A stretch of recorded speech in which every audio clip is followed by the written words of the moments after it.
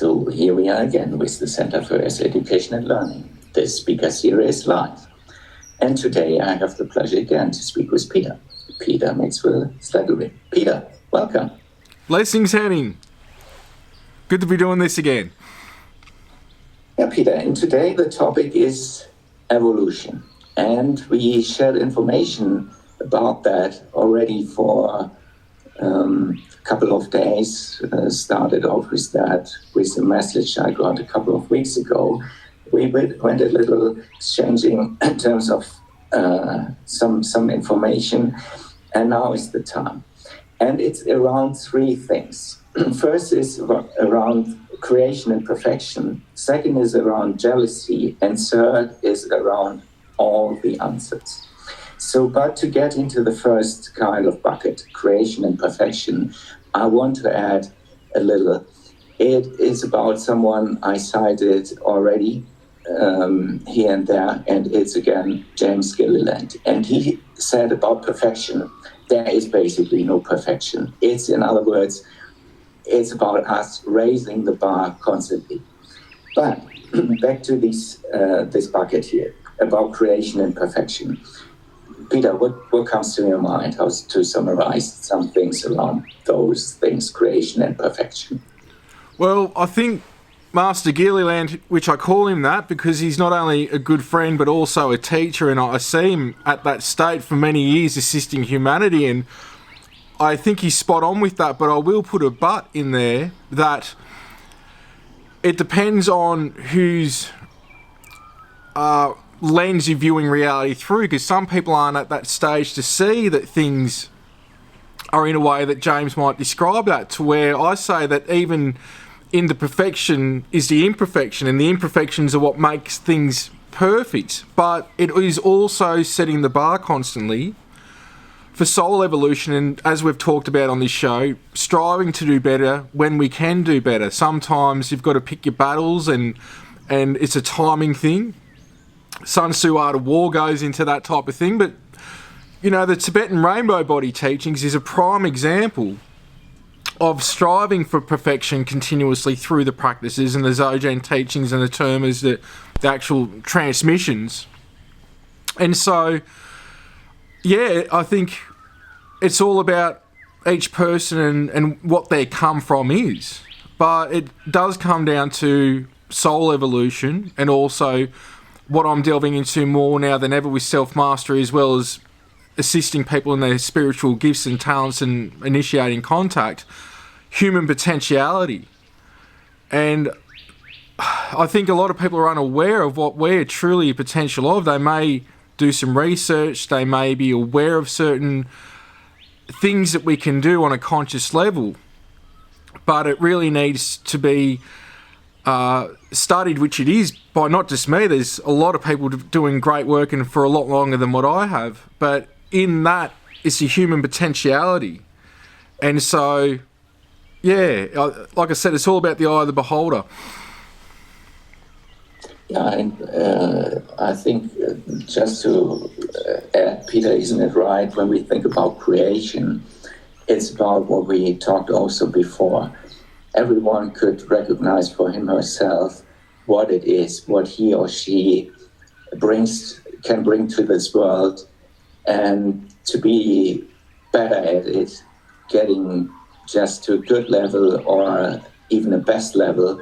But then still, there's always probably something where you thought yesterday, oh, it's already great, but the next day or a little later you could think, oh yeah, it could even get better. That's evolution. That's soul evolution. And if you look at it from that perspective, that's where growth happens. There's no growth when you can't analyse and reassess things and see either another way for it to be done or how it could be done better. But it's also the birthright, we think in the human experience, but the soul right, as all of us are cells of God's body, we're all children of God, to be creator beings. And we're in a state of a density to be creator beings in a physical realm, which all starts from the light blueprint, from the conscious blueprint. The light blueprint, you've got consciousness and awareness, which creates sound. Sound creates light, and light creates matter. and they're all interchangeable, of course. But that's the fun thing. If we're looking at things as a cup half full, you can see how it can be exciting and how we can be creative and we can do things. And if you're not looking at things a cup half full, you can look at things from a victim mentality or a poor me mentality and see limitation. The limitation, we could say, for the human race is a prison without bars that people don't realise that they put themselves into. So it's taking control where you can and making the best of a situation, but being unlimited and in your outlook of what is possible, and then therefore using your heart and your instincts and your energy through intention to manifest away. We're all creator beings. Yeah, thank you, Peter. And to get to this second kind of bucket or also item then, jealousy. Why did I put it in there? Because at some moment when we spoke about things, you said there are a lot of beings who would give everything to make the kind of experience we are making here. Why is it like that? That you said there, if you recall that, you said there are some beings who would give everything and they are really jealous that what we experience here. What is it, what you can share about that?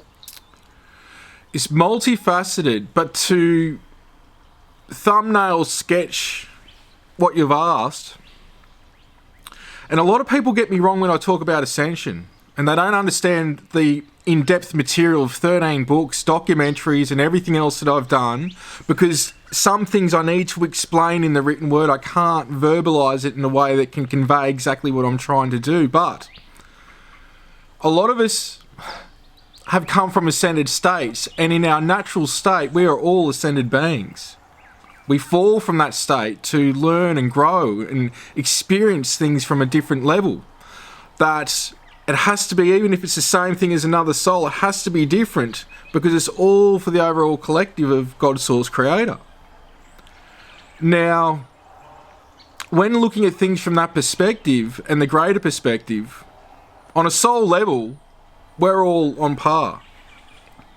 And people can have their own opinion about that.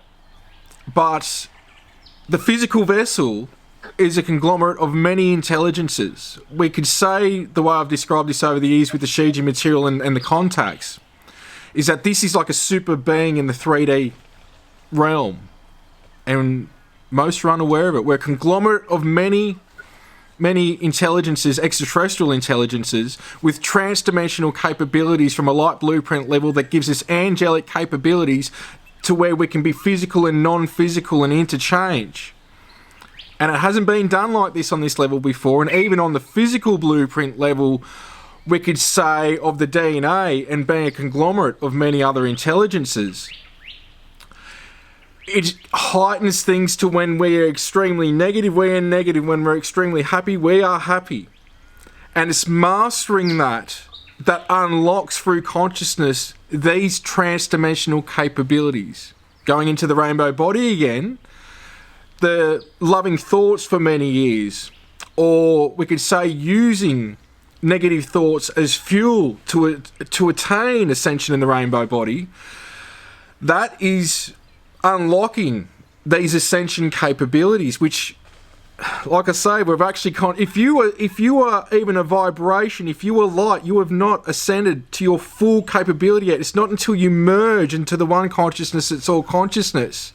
And people go, what? Well, it's like I say, even the extraterrestrials, even if they're in our realm or other densities of consciousness, they're still striving for the next level, and that's through soul evolution.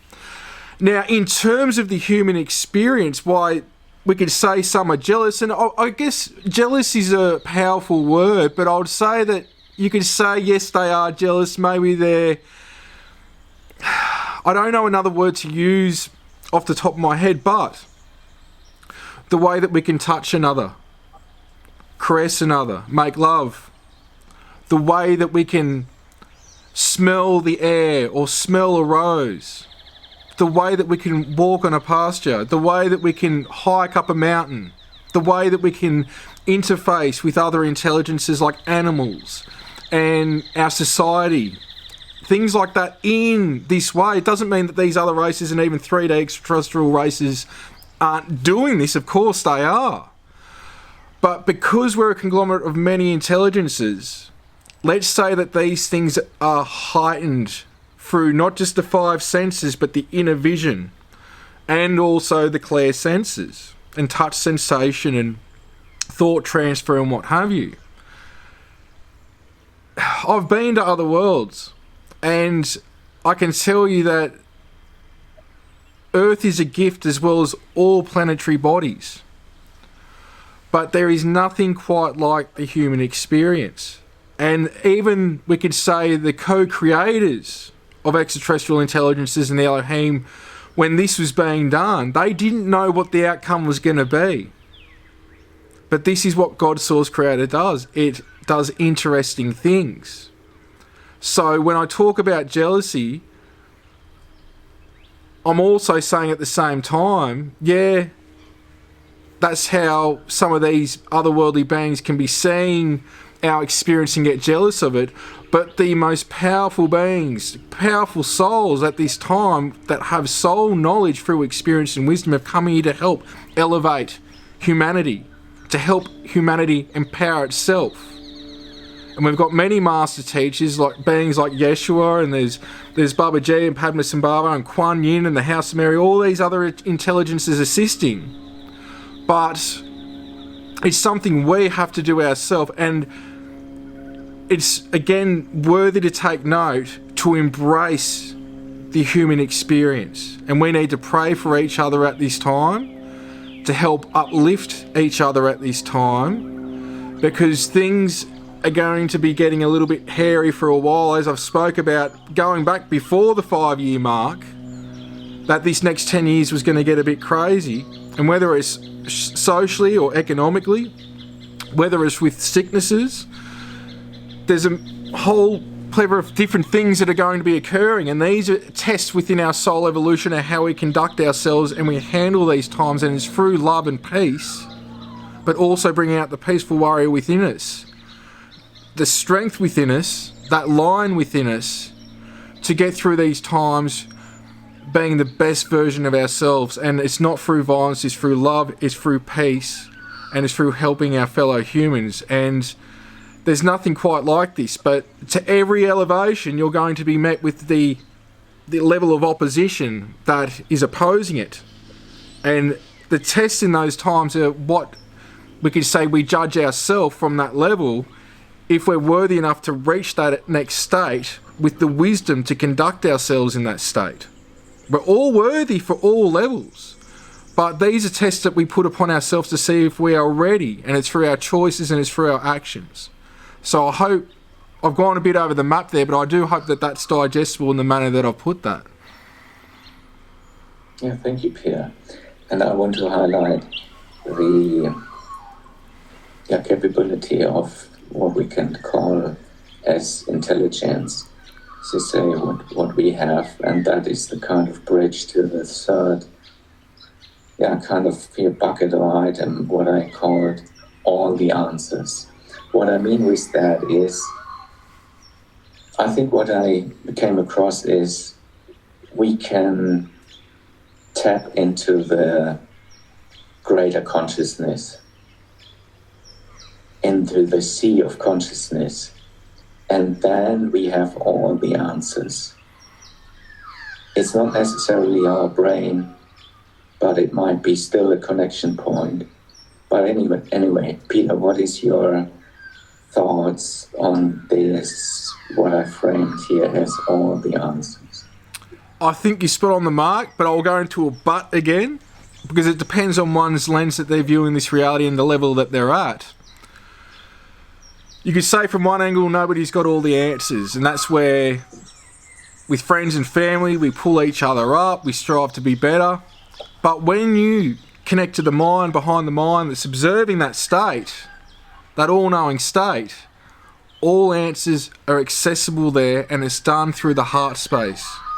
And a good start to that is brain and heart coherence, or what I call heart breathing, or this heart math out there with their own technique and others, but it's in that state that all things are accessible, past, present, future, multiple opportunities, or we could say things to occur, different timelines, and also depending on what you're vibing with will be what your reality is, but we can always change our reality, and it's through that state, through the God conscious state that we're all connected to, that all answers can be met. Now, it can be misconstrued, it can be manipulated through our own distortions in the human experience when we're filtering that information in a way to make it linear and be able to express it.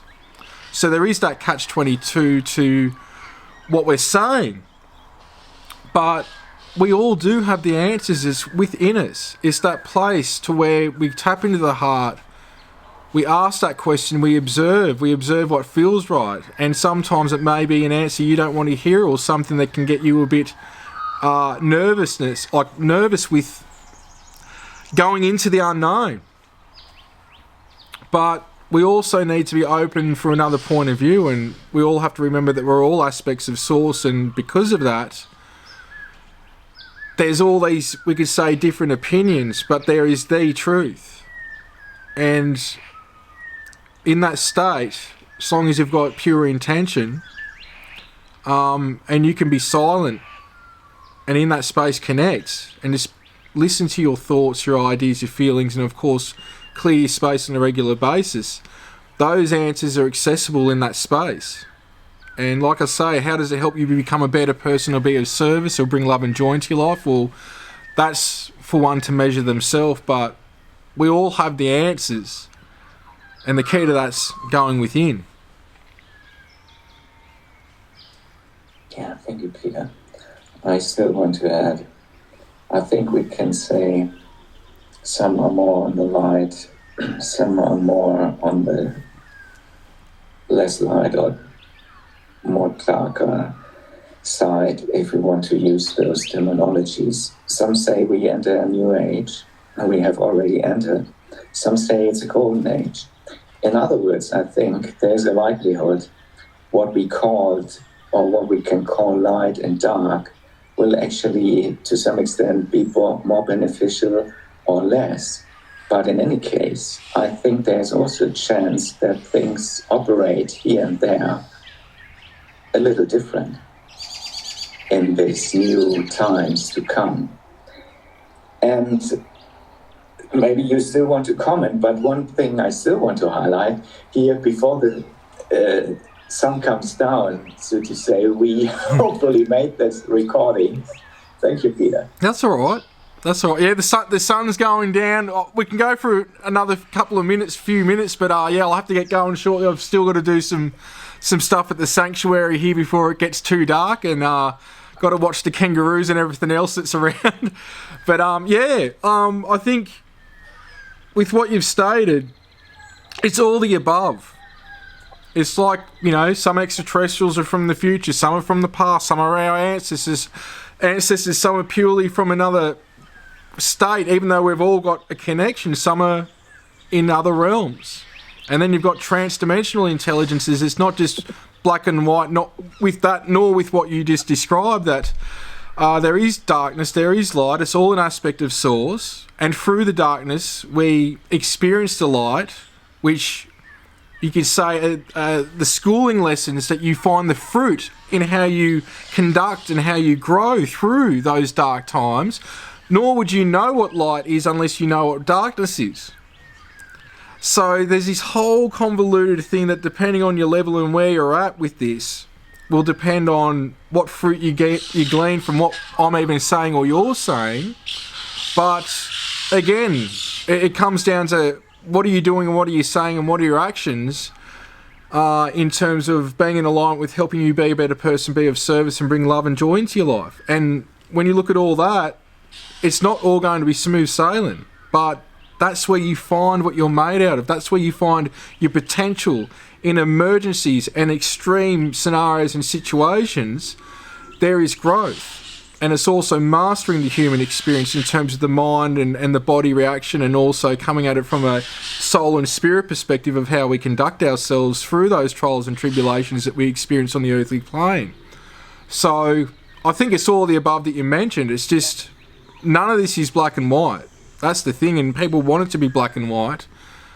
And like I say, my little joke is the shade of grey is beyond 50 in the middle between the black and white. So, yeah. Okay, thank you. And I hope, let's keep also some minutes for a moment later. And in any case, to everyone, to all, it is getting better and better. Believe it, be it, create it to see it. Peter, still anything to add? No, just love, light and bliss, and be kind to each other and be the best you, and be kind to yourself in that process.